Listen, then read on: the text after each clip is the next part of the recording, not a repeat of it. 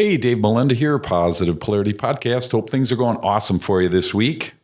I always start with a question, and I'm going to do it again. And I want you to think about this for your company. I want you to know, can you say this about your company, that you provide unmatched personal attention and unwavering commitment to your well-being? I found somebody that says, absolutely, I can do that. So I'm honored to be hanging out with Heather Deaton, a wealth advisor at the Ellenbecker Investment Group. How are you? I am great, Dave. Thank you so much for having me. Absolutely. You know what? So many people say, yeah, you know what? I'm unmatched. My customer experience, the service that I have is unmatched. It seems like it's a buzzword. So I really want to challenge you because it's right there on your website, Heather. It says unmatched personal attention, and it's actually a promise. It's your commitment to your customers. So when you hear that, what are things that you think of when you hear unmatched personal attention? Unmatched personal attention has many facets, obviously, right? So some of the things that we do at Ellenbecker Investment Group are we are going to walk with you along the way. And what does that mean? Sure. That means that when you come to meet us, we are going to face you and meet you without any judgment. Sure. Anything from your previous history with investing, previous history with money, your relationship with money, what your dreams are, your goals, what your fears, Sure. right? What's happened in your family? What do you need and want for your future? That is being able to connect at that level and really focus on the client and the client's experience and what Sure. they have brought, again, without judgment and really meeting you where you're at. Yeah. And I think, that is interesting because customer experience is becoming more and more popular. That in 2020, the Walker study said that customer experience is actually now more important than the price. And it's more important than the selection of things that are going on. So for somebody that's listening, a business owner, an entrepreneur, somewhere in the world listening right now, I want to kind of look at this time to start with you to think about how can they provide unmatched personal attention? What are some things, or unwavering commitment to your well-being? What are some things that we tend to overlook as business owners? Like you just talked about, those pieces, like no judgment. I mean, that just seems natural, right? But we were talking before we jumped on today about, you were saying somebody that you knew was in a position where they actually were being judged. So maybe it's a blind spot. We talk a lot about blind spots on the show, but I'm just curious on your end, Heather, unmatched personal attention, what do you do? What do you feel like you're doing that other people in your space aren't? In our space of wealth advisor, financial planner, asset manager, it's focusing on that relationship and actually listening to what the clients have to say, what they're feeling, what they need to hear from you, what they want to share and make sure doesn't get missed, right? Above many other things. That's where we're going to put the client first, right? I leave my agenda at the door when I meet with a client. Yes, we prepare for meetings. Sure. Yes, I know their situation. I have things that I'm going to want to share in those moments. I'm going to want to be able to make sure we talk about. But, I start all my meetings with, this time is yours. I've prepared this and that. Sure. But what is most important to you, even if it's outside of that? Oh, that's awesome. And I tell you, I'm a consumer, you're a consumer as well. And we all know that there were these times where somebody had an agenda, they didn't listen to us. Mm-hmm. I'll never forget, I needed 2 cars. I needed to trade 1 car in for 2. And I went to the local Toyota dealership, and I already knew I needed 2 Camrys. All I needed to do was determine the color. So I walk in, here's this car, I want to trade this in for 2. And I said, I already know the car, Camry. I already know it's going to be a Toyota. The first question, or the first comment, I should say, Heather, out of his mouth is, well, let me tell you about the history of Toyota. And I'm sitting there going, okay, I just got done telling you, no offense, I love Toyota, so it's not a Toyota deal. It's, what, the sales professional didn't listen. So then after that, he said, let me tell you, after he painfully walked me through that, like, I need to know the history of Toyota. I don't need to know that. Then he's like, let me tell you about the history of my dealership. I'm like, oh, and then to top it off, like knife in the heart type thing, he said, let me tell you about my history. All three of those did not need to happen if he would have listened, because we walked in and said, this is what we need and this is what we want. This happens like all the time. So I love that you started with listening, because I envision it as a blank sheet of paper.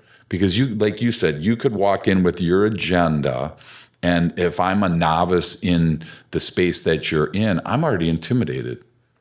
And if I'm intimidated, I don't trust you. And if I don't trust you, I can't wait to leave. Right? So, so listening sounds really easy, but I'm just curious on your end, are you like starting with a blank sheet of paper, asking questions, and then just writing a plan as kind of this this appointment develops? Yes, in a way, right? So let's say it's a brand new person that I'm meeting, that we offer complimentary consultations. Okay. So it's in that initial first meeting where we really get to know each other and talk about the services that Ellenbecker Investment Group provides in relation to what they're looking for. Sure. Right? And so I'm going to go in. Yes, I have topics I'm going to want to be able to ask about, so I have a frame of reference for how we could build a financial plan. We don't build it in that meeting. Sure. Right? Okay. We're going to have a series of meetings after that. But that initial conversation, I really focus on making sure that it adds some value to them, whether we ever talk again or not. Sure. Right? Sharing something about their situation that could be helpful in their future. But then again, listening to what is most important to them, so we can start there. Sure. If I come in and I say it's got to be investments, it's got to be estate planning, it's got to be tax, that's the most important. And they actually are like, well, what about the legacy for my kids? I've got one of my kids I'm concerned about, one I'm not. Sure. Right? Or I've helped this one along the Yep. way. How do we equalize this? Yeah. Or I'm afraid we are not going to have enough money.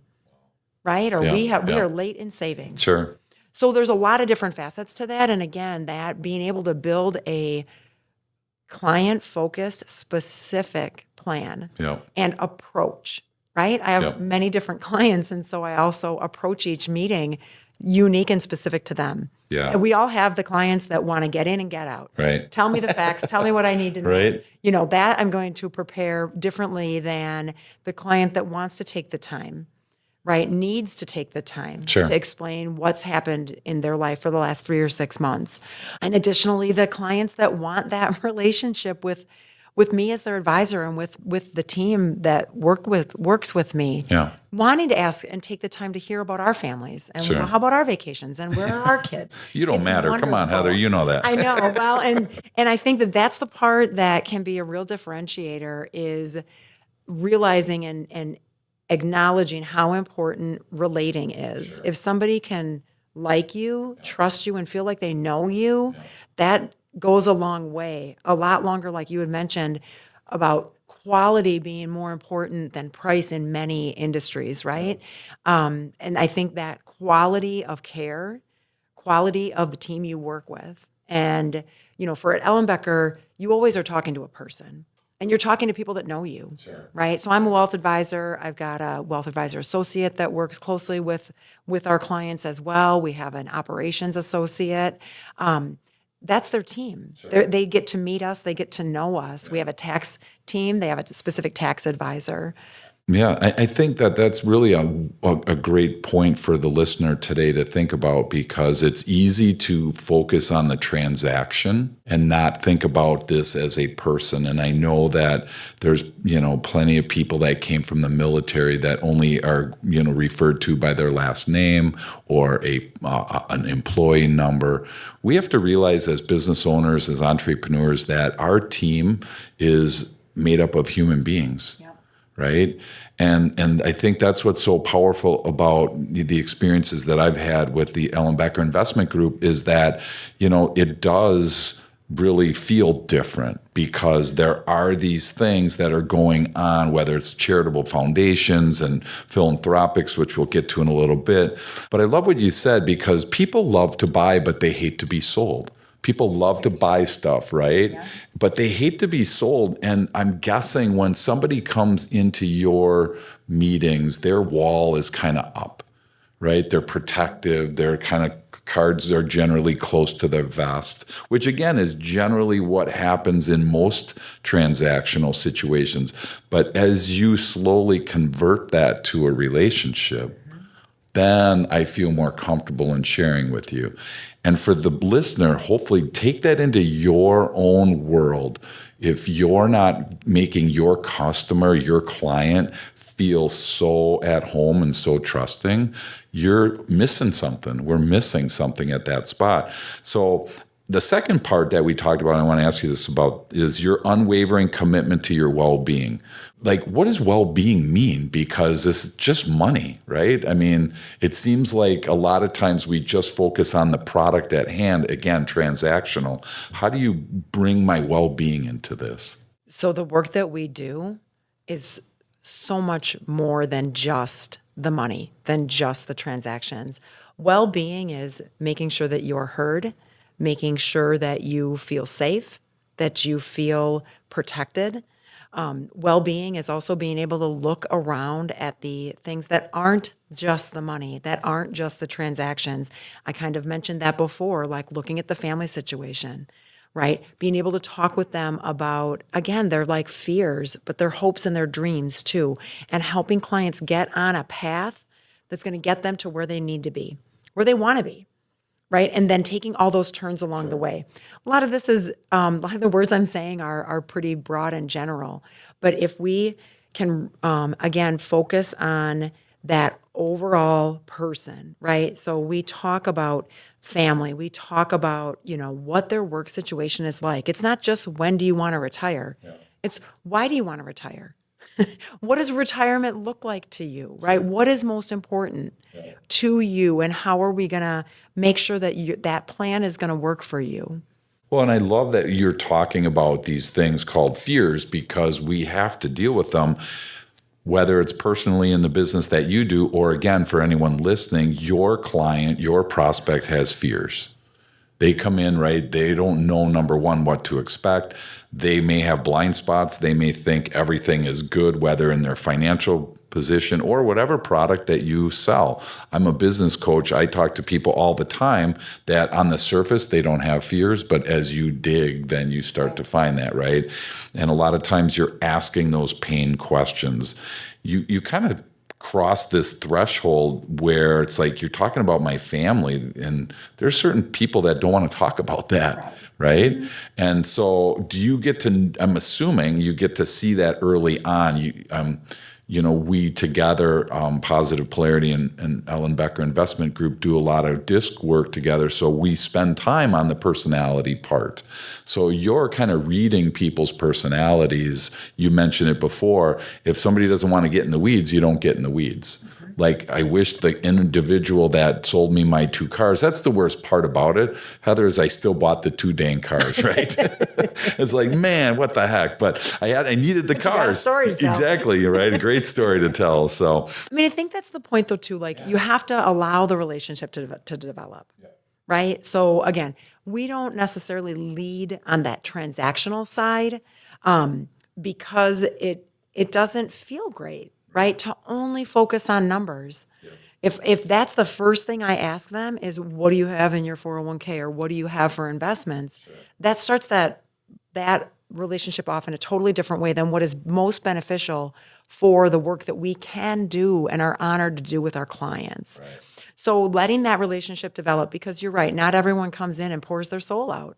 Actually, nobody does. Right? Most people don't, right? Most people don't go and pour their souls out. But if they can feel comfortable and confident and know that you've got confidentiality and you treat them with respect, right? That we're not getting back to our desks and, judging them from a distance either, right? But really setting a plan that's going to help them with what they need help with. And that's not necessarily everything, right? Specifically, as fiduciaries, right? Ellenbecker Investment Group, as advisors, we are fiduciaries. So we're like regulated by the SEC to hold our clients' best interests ahead of our own at all times. So that on the financial side, we achieve that by not having any commission-based products. There's some specific ways that we can do that. But when you even just take that more legal side of it out, that's what we're going to do is put your best interests ahead of our own. So if you need to go slow, if you want to go fast, we're gonna do that if it's the best thing for you. Sure. That's awesome. Well, and I think there's a great point here for people listening is like if you start too quick, like I've had it, and you probably same thing, Heather. You're on LinkedIn, right? I'm on LinkedIn. So you connect with somebody on LinkedIn and like their first comment is, hey, I can sell, I want to sell you something, right? Wall goes up, I'm done, right? Now, maybe somebody listening, you start by saying, who do you buy from now? Or how much do you pay? You jump right into the transaction without getting to know that person. And I think that's what I picked up on what you said is trying to really get to know somebody first.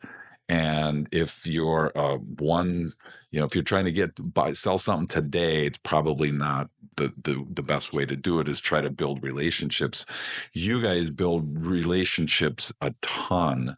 I mean, I see stuff all over town about what you're doing. So kind of transition over into that philanthropic endeavor because Ellenbecker does a ton.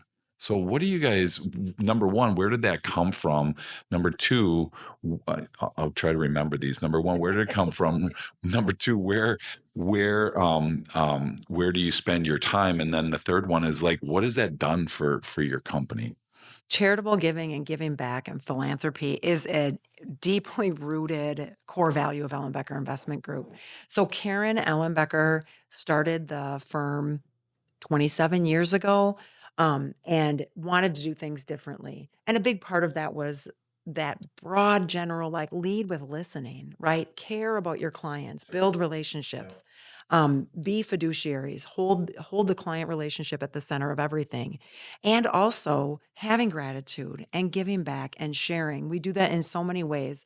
On the philanthropic side, um, this is not in priority order, but we do quarterly collections. So on our meeting reminders, when clients are coming into the office, we put that at the bottom of the reminder saying we are collecting for Haws, right, which is the animal shelter in Waukesha. So this is part of their wish list if you want to bring in-kind items. And that goes out to, we have a lot of clients, so that goes out to a lot of people every quarter. We offer lunch and learns to staff and to clients also about learning about different charitable organizations in and around southeastern Wisconsin. We offer as a benefit to employees paid time to volunteer. I believe the policy is 8 hours a year. So you could take a whole day or 2 half days or a couple hours across a handful of days to go work at an organization that you are passionate about, to go help out at your child's school, to go do this, that, or the other. Does raking leaves at my house count? Unfortunately, No, okay. that's a Saturday. All right, It's a sorry. Saturday Oh, job. well, I'm okay with that. If you guys want to come over on Saturday, that's cool. Right. But that brings up a good point is that we also arrange group volunteering. So maybe that would be raking leaves through an organization that helps the elderly. Sure, absolutely. Right. It's sorting food at a food pantry. It's making fleece tie blankets for an animal shelter. Yeah. And so that gives a lot, the benefits of that are broad when you think about the camaraderie within teams and across our organization that gives for the individuals that participate. Not everyone has all the time in the world to go and search out a volunteer opportunity during the business day where they can use these hours. So that gives them kind of an easy way to do that. We kind of focus that in the month of September. Most years we do that. So that's a piece of it. We do through the Ellenbecker Charitable Foundation, which is a separate arm of Ellenbecker Investment Group. They offer a $1,000 charitable gift that the employee gets to gift out at their work anniversary. So I was hired in October, so I get to do my charitable gift this year. Yet again, I can choose up to 2 charities to spread that across. And then again, that camaraderie piece and getting to learn what people really treasure and value and what they're passionate about because we send that out in our newsletter about what employees picked what organizations. We share that internally with, you can record a video for our intranet, right? Where all the employees can see, why did Heather pick the organization that she picked? So that's been really a great opportunity for employees to feel like, again, employees are a relationship. So they feel listened to, they feel heard, they feel valued because of what they're passionate about. Ellenbecker Investment Group also offers nonprofit seminars, so specific to nonprofit leadership and staff. We do that 2 different times a year with a different topic, and that's great. That's a short kind of mini conference they can go to, and we offer that for free. Our education center seats, I'm not sure the number right now because it's a really big education center, probably upwards of 80 people. And nonprofits can use that for board meetings or donor meetings and things like that as well. I know I'm missing stuff Yeah, too. I'm absolutely. just going Well, to tell you, I know as I'm they missing come into your things. mind, bring them back. But But that's a way for like yeah. other small businesses or medium-sized businesses. Think about what you can do to get out and show your philanthropy. And right, you can put that on LinkedIn, you can put that on your website, you can share that, and people will see that, and they're going to get a vision in their head about what kind of company that is. Right? And again, you're going to do that because it's part of your core values. You're not going to do that because you think it's going to bring dollar signs in. So that's the other thing, is being authentic and genuine. And again, at Ellenbecker, we lead with philanthropy and gratitude. Sure. Oh, I'll tell you, it's a real challenge to you listening today, as well as to me, is like asking that question of where do you give back? Because it's super easy running your business. Hey, I'm too busy to do this. I'm too busy to do that. I need to make payroll. I need to pay rent. So I love what you said, that the company actually helps you to be able to find places to put money. Because let's face it, I work all day. I probably don't want to go home and then get on the computer and start researching where to successfully donate some money if that's what I choose. So I love that piece. So I just want to challenge the listener, today to actually ask yourself, where do I give back? And in what way? Right? Right. Because Yeah, like absolutely. that giving aspect, it's treasure, which is, finances, in-kind donations. It's time, right? Doing the food sort, helping out at a farmer's market. It's talent. Maybe somebody needs to be a guest on a radio show or on a podcast. Sure. Yep. And it's also ties, Yep. right? So sharing that organization in your network. So that's just different ways to think about how to give back. When you're an individual, when you're a business owner, when you think about your staff. Sure. Well, and it's easy to write a check, right? Right. It gets a little bit harder. In one of the companies that I owned in the past, we used to do that twice a year, where we would take the company, close down, and spend the day volunteering doing something. Yeah. And, it did really build camaraderie, like you said. But for me personally, as the owner of the company, it just made me feel good. And I don't know, in today's world, it's hard enough to struggle through. I'm looking for feel good as much as I can. I was going to say, feel good is good. Right? Why does feel good be good. bad? It's not bad, So, And but one other piece I want to jump in. for sure. It's actually a big piece, and I failed to mention it when I said I missed something. I knew I did. Ellenbecker Investment Group has 2 radio shows. One is Money Sense. That's a more financial planning type based show, and then the other one is Milwaukee's Philanthropic Community, and that's a weekly show where Jill Economou, our director of community engagement, hosts that show. She's amazing at it. She interviews 2 different nonprofits every week. Every week, even if we say she gets a couple of Sundays off, right? Then it's recorded. She's not actually having to do it on Sunday. That's like 100 different nonprofits that get a voice, and then it's on the radio. It's available on podcasts, and that they participate in that. They're not paying to be on that show. Absolutely. Yeah. I was on for Community Warehouse and for Brother Bob's prison ministry play softball against prisoners. So we had a great time talking that through. And again, like you just said, Heather, that's just a give back to the community. I mean, I feel blessed to be a part of who's paying for that, right? Right. Ellenbecker Investment Group. And they feel strongly enough. And again, that's this is where my black and white thinking kicks in because I'm a black and white thinker. So I think I can't devote that kind of time to a radio show. So I'm not going to do anything, right? Because I'm doing this black and white in my head. So if you're thinking that right now, I just want you to consider just trying something simple. And so I wanted to ask you, Heather, what would you suggest where somebody starts with that? Where would be a place to start for a listener that hasn't really thought of giving back before? Where would they start? There's many ways to start. If we think about a give back that is beyond just attending a gala event and Right. bidding on a Sure. silent Yep. auction There item, you which, go. Yep. trust me, nonprofits need and love and adore you for doing that. Sure. But if we think beyond that, you know, really like looking inside yourself and what do you value? What has your life experience brought you to be passionate about? Maybe where have you been impacted by something or had an impact in the past, or where you could have used some extra help, or you've seen neighbors or family members be impacted and it's just tugged at you. That would be the way to find the nonprofit that you want to be a part of. So then what does that mean? How do you start being a part of it? Many nonprofits need people on their boards, right? And the best way to maybe start getting involved in that nonprofit would be to just start volunteering. Find where they've got volunteer opportunities. Join a committee and help in that way. Get some experience with that organization before jumping all the way to the board level, which has its own fiduciary responsibilities and a whole different level of governance. You might start out with more joy at the more ground level would be a way to Yeah, look at that. absolutely. And I mentioned, your time, treasure, ties, but going back to that talent. Hmm. So what can you provide? Maybe you can make peanut butter and jelly sandwiches for the peanut butter mission, right? The peanut butter Sure. sandwich mission. Is there a mission led?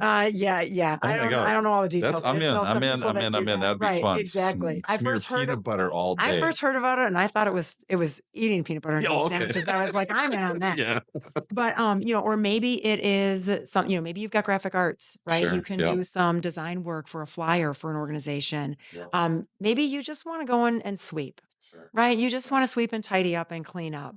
Maybe you want to pet cats, right? So there's all sorts of different things that you can think about, but finding where you've got an experience, a tie, a passion around, because that's going to help you with that commitment to that organization. Sure. And again, starting off maybe more at the ground level is going to allow you to experience that without diving all the way in and taking on all this responsibility and maybe not being committed because you're just not sure if that's the organization for you. Sure. And it doesn't need to be every week, every day. I mean, people will take an hour a quarter if you give them Exactly. that, right? Right. So, but this is where we talk a lot about comfort zone. So I think a lot of people right now are sitting there listening to this, Heather, and they're in their comfort zone, right? They're safe, they're in control, but they want to get into this learning or growth zone because that's really what we're talking about. But there's this spot called the fear zone that's in between. And I tell you, the fear zone strikes right here. This is where people are justifying in their head, nah, they don't want me. I don't have anything to add value to. I don't have enough to, an hour, a quarter. They're not that, you come up with all these excuses. So I just want to encourage the listener today to really fight through that because at the end of the day, I don't know about you, Heather, but there's very few feelings again that are like so fulfilling as when you can help somebody. Right. And so just fight through that if you're listening and you've never done it or it's been a while since you've done it. Because you talked about core values before. And so if you're struggling, if you're listening and you're struggling to think, where would I go? Is like, do you start with like, what do you like? Like I like sports. Maybe I could help, throw baseballs at, not at kids, right? But two kids. There you go. Sorry. Throw baseballs, two kids, at kids, whatever. I don't know. Doesn't matter. But those are things I think that we can just find. What do you like? Yeah. So for you, I just want to ask you, Heather, what did you like? How did you start with that? Because I'm sure there was a day where you may or may not have been as involved as you are now in philanthropic efforts. Mm-hmm. What was that transition like for you? What did you find that, man, I really like this? So I have have in my heart, right, a commitment to service and to giving back. So along the way, I've had different organizations I volunteered for. Maybe it was just once in a while. Maybe it was a stronger commitment of every month or every week. And then, with different transitions in my life or transitions at the organization, I've been a part of a lot of different places. And I just say that to lead into sharing some of the work that I do right now with Fondi Food Center. So Fondi Food Center is a nonprofit in the city of Milwaukee. Our mission is affordable food access to marginalized communities through farmers markets. We run the Fondi Farmers Market that's on Fond du Lac Avenue, just north of North Avenue Oh, in okay. Lindsay Heights neighborhood. Sure. Hardcore produce. There's also vendors of value-added products, food vendors there as well. We have the Winter Farmers Market that's held at the Table, which is 53rd and Capitol over the winter. So it's affordable food access. It's entrepreneurial opportunity for small business owners and for farmers through the markets. And then also the affordable land access for small family farmers that's not viable if they have to pay a lot of rent for their land. Land ownership is a whole other topic that we can dive into that is very important to Black, Indigenous, people of color farmers too. So we run the Fondi Farm Project on the Mequon Nature Preserve, where 24 different family farmers farm on about 40 acres of land. And then lastly, but leading really is about community. So advocating for people that need more assistance and advocating for the community, bringing people together through programming. One of the things that Fondi is a part of is managing the Milwaukee Market Match. So that's matching dollars on food stamp benefits at farmers markets. There's 11 area farmers markets in Milwaukee County.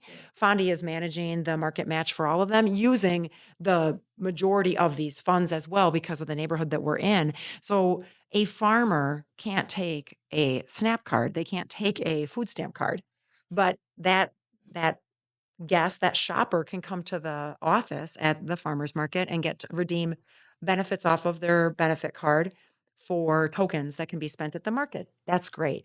Well, the market match matches those dollars. So they bring their SNAP card, they get $40 of tokens of that food stamp benefit off of the card to spend at the market. And the matching dollars that was part of a large grant from the county gives them 40 more dollars. So if you take $40 of these benefits, but you make it into $80, and then that's $80 going back to that family's home in food. And that's $80, double the dollars going back through the market, meaning more sales going through the market back through those farmers. It kind of just gives me the chills. So that's what Fondi's about. You didn't ask me what Fondi's about. You asked me what I do for them. and No, I how wanted to grew know where your there. core value was, and you started with service, Yep. and that's your personal passion, which is awesome. Before you finish that, I'm curious because you mentioned this. Most, if not all, nonprofits would love your treasure, right? If you can't do time, if you don't feel you have talent, I'm not here to say you do or don't. I know that we were all created with great talent, so I would, object on that. But if you don't think you do, and all you do is have the talent or the treasure, most nonprofits are accepting money, correct? Most nonprofits, I will say all nonprofits are accepting money. And that goes to support their staff. It goes to support programming, materials that are needed, right? There's a lot of different nonprofits out there. There's always rent, there's always electric, so that just devoting the treasure part of it. I do kind of a lot of different things, right? But for Fondi, I am now the board president. I've been board president for about 6 years. I've been on the board for 7 years. But where I started was learning about the organization. I saw an education hour that someone from Fondi came and talked about it, talked about the market. And I thought, they just said you can get like a whole bag of greens for $3. I got to check this out. So I went and fell in love with the market. I have tons of relationships with the farmers that I buy from every week, but I had started there and I just said, how can I help? Right. So I started volunteering at the market, helping to clean up, helping to set up. I graduated to then be able to do like help out and assist with the cooking demos that they do. Oh, And then I got to lead a couple of those. And then I helped out with the gala event, the farm to table feast we have every August. So I was on that committee for a little while. And then I was asked and honored to be called to the board. And so from there, I'm still involved in a lot of that groundwork as well. But it's on more of the governance side too. So again, and then having a commitment to help financially. but that then did create it. You started to use your talent there. Right. So you started in a simple way and Yeah. maybe weren't using your talent to its fullest, we'll call Using it. different talents, Using right? different Like talents, but talent to be able to get up early sweeping and talents and, right. those Right. those great talents that we all have. But then I think as you stuck with it, and I want to make sure for people, because I've had this happen. It happened once for me, Heather, where I volunteered for on Thanksgiving for helping at a food kitchen, Yes. and there were more volunteers than there were people to serve, and we were standing around doing nothing, Right. and it felt kind of like a failure, I'm going to say, and it was like that fear zone excuse in my mind was like, well, you don't have to do that again. It kind of in that black or white, I kind of shut down. So for anyone listening that maybe tried something and didn't work, please don't give up, because there's so many different ways that you can do There's this. so many different ways to help, and like the dynamic of each organization is going to be different, and you'll find your right fit. Like try to not get turned off of the whole concept of volunteering or of philanthropy because of an interaction with one or even multiple organizations until you find the fit that really feels good. Perfect. So as we start to land, I'm just curious, because it's kind of a new concept, I think, for people to think that a company is going to donate in your name. Where did that come from? Or that's happened to you now, where Ellenbecker Investment Group takes the X number of dollars and you can then put it wherever you want. Within, the 501c3 or whatever the stipulations are. I tried doing the Dave Melenda Foundation and they said, no, that's not going to work. That's not a nonprofit. So then I tried the Heather Deaton Foundation. That didn't Yeah, work. So now I know they that's have a not little real. tighter, reins on this thing.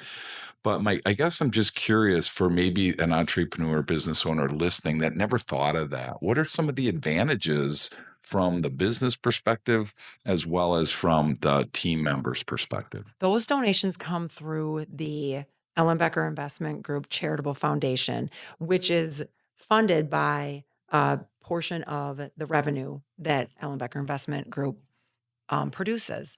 I'm not part of that charitable foundation for all of the ins and outs, but that all started from this deep rooted commitment to giving back by Karen Ellenbecker and by Julie Ellenbecker Lipsky. I mean, the commitment they have to philanthropy and charitable giving is really where the foundation came in. And then their commitment to employees, again, as a relationship, as people that are the success of your company, that drive the success of that business. That's one of the reasons that they started saying, you know what, let's let the employees pick where some of our charitable giving goes. Again, they tie it to the anniversary of employment. And then um, employees just feel this sense of my employer cares, my employer listens, and they care enough about giving back, and they care about what I care about. They're listening to me, and they're gonna do where I would want that to go. You know, every company should have like their core values and their pillars when it comes to doing things like giving back, and like how do you choose? If you're gonna start, you'll want to have a frame of reference on that, because once your name gets out as a place that's philanthropic, Sure. you're gonna get a lot of requests. That's So you awesome. want to be able to have like those pillars around, okay, where are our real values and where it aligns. So that is a bit in contrast to allowing employees to choose where that goes.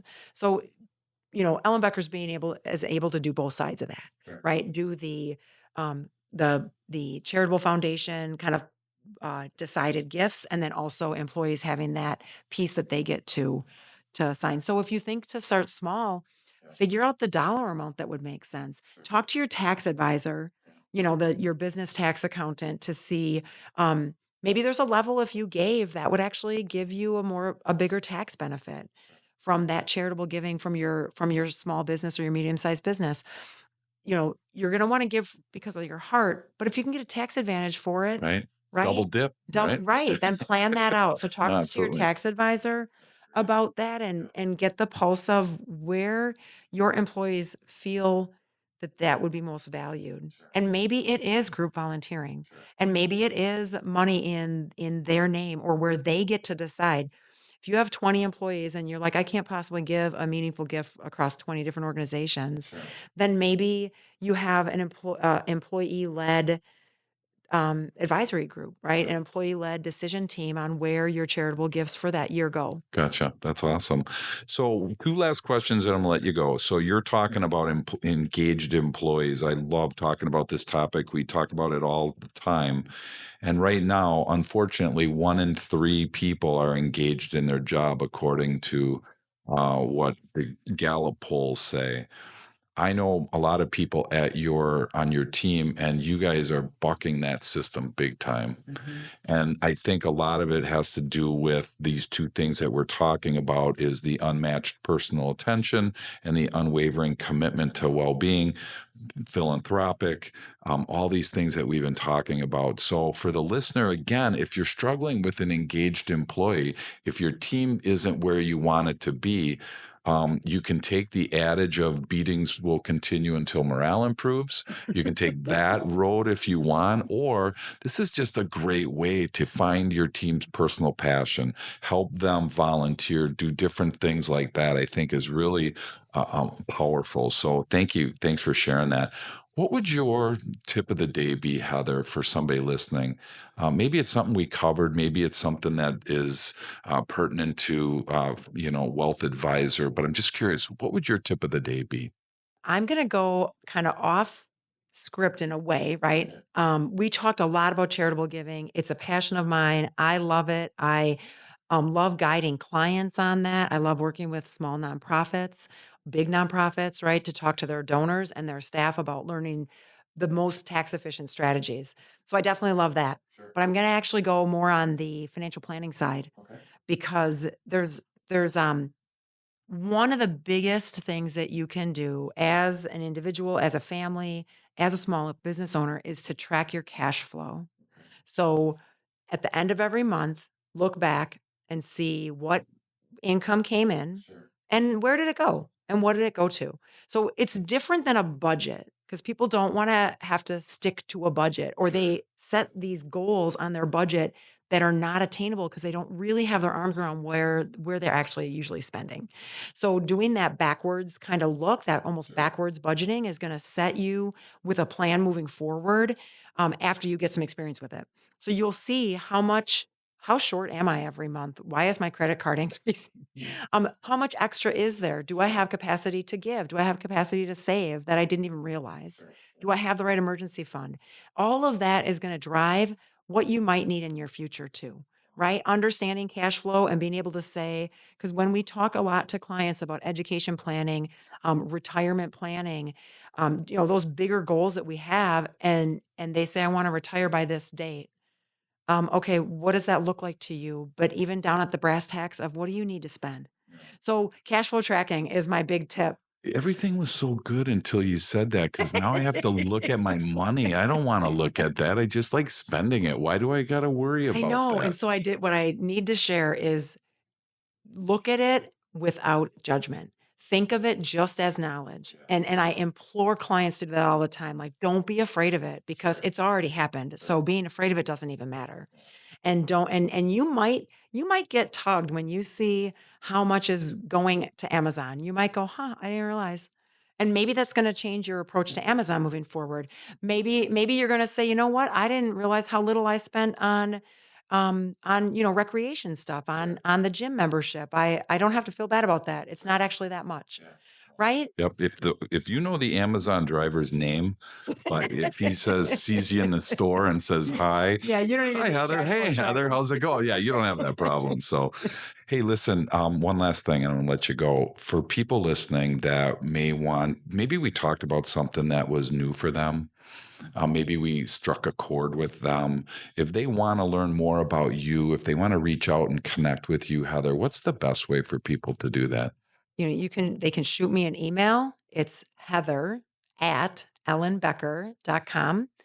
Check me out on our website. That's www. Check you out. Wait a minute. Wait, hold on a second. It's not that kind of show, Heather. Hold on a second. They can go to the ellenbecker.com website and Okay. see some There we go. information about There we me go. Much and better. link to an email there. I'm on LinkedIn also. A lot of what we talked about is also run from, our HR department.